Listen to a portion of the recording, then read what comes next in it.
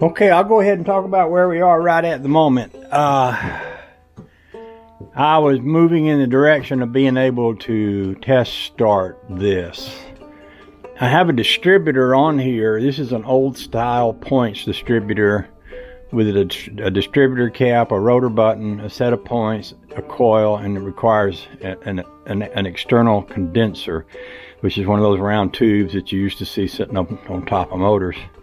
Chevy started making a electronic ignition distributor back in the 80s, and it has the coil included in the distributor cap, and it's all one piece. They're pretty common. It seems like everybody's got 2 or 3 rattling around in their garage, except me. And I didn't have any. I did have this one old Chevy distributor that uses points and a coil, but I don't have a rotor button for it, and the distributor cap is cracked, and I would need a coil. And there was a YouTuber out there, Johnny Mac. Yeah, Johnny Mac, that's his name. And he's up in Canada, and he said, I have one and I'll send it to you. And I said, that's awesome. So that was quite a while ago, and it hasn't come. And I just messaged him and asked him if he had a tracking number on it, and he said no. And I said, well, you know, my past experience with ordering things out of Canada is that, you know, well, not necessarily ordering things, but shipping things. I shipped a banjo to Canada one time, and it was lost in the mail for 3 or 4 months before they ever figured out where it was and got it to the feller that I sent it to, which I was really happy about that, but it took forever for it to get to him. In the meantime, I went on to Amazon, and for $43 I could get a distributor with the complete, you know, just basically drop it in there and hook up a hot wire and basically a hot wire and a wire to the ignition, and she's ready to go. So I just said, well, what the heck? They said they'd have it to me by Thursday. So I just, you know, pulled the trigger and ordered it. I also went online and to try to figure out what one would cost from the local parts store. They were in the $150 range, and I put a thing out on Facebook to my local friends. If anybody had one, to let me know, and didn't hear from them. So I decided, okay, I'm going to go ahead and order the distributor, because there's so much I can do between now and then to get this thing ready to go in the rat rod. For example, when I went and put the carburetor on this Edlelbrock intake, the bolts had been drilled out in them. The bolts that hold the carburetor on, they're basically the same size as the bolts that would hold the exhaust manifolds or the intake manifold bolts or something like that.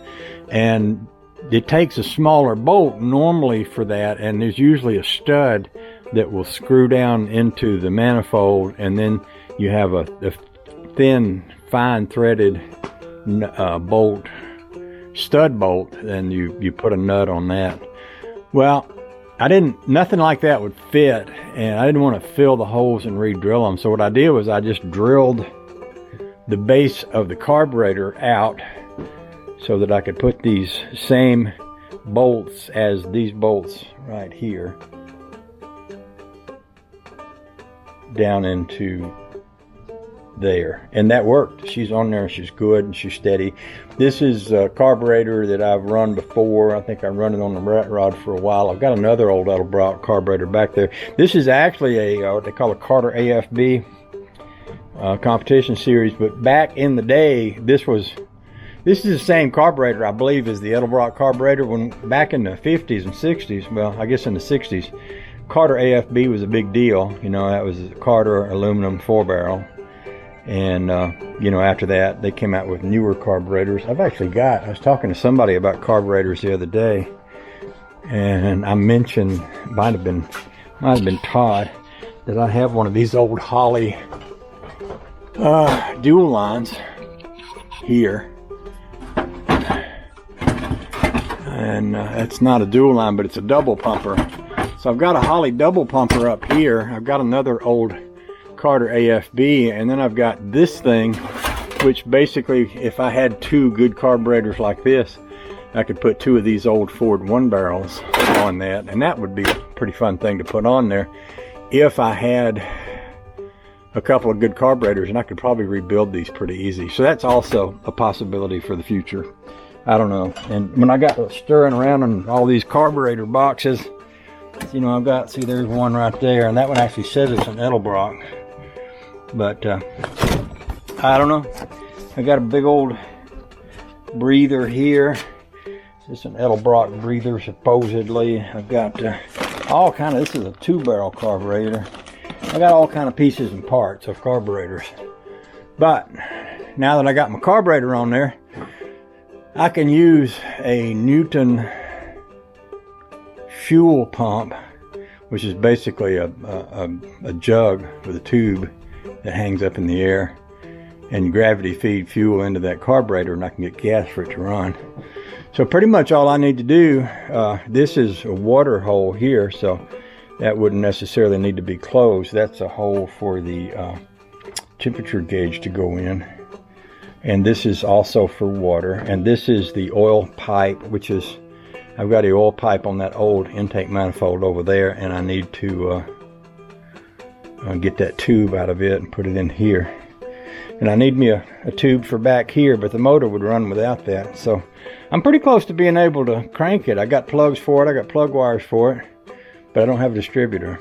But what I'm thinking I can do is, once I'm ready to start this, even if I don't have the distributor, I can still put the water pump on it if I want to. I can still put my clutch, my straight shift clutch plate on there. I can actually mount the clutch and everything on this. And then I can push this off to the side, and I can grab that little 283 block right there. And I can take this transmission right here, and any of these, I got 2 bell housings back here. And I can put one of those bell housings on that block, and I can take that block, pull the rat rod in here, and sit that block down in the rat rod and make my mount for the transmission, so that once that distributor gets here, I can basically drop that other motor right over in there. And maybe that was a lot to try to explain all at once, but that's the plan. In fact, what I might do, now that I don't have that engine on that engine stand, is I might go ahead and pop out the pistons. It's got a pretty good little cap on it. Pop out the piston, the crankshaft and everything, and just use that block for a whatchamacallit, for just a block that I use to set up, like a dummy block I use to set up the mounts with. Anyway, so I've still got plenty to do. So there's that. So there's my bell housing right there. Oh, and the other thing, see, once I get that bell housing over in there, even if that distributor hadn't got here yet, I can start working on the clutch mount, because I'm going to need to build me a clutch setup, probably a hydraulic clutch setup, slave setup. So I got plenty to do.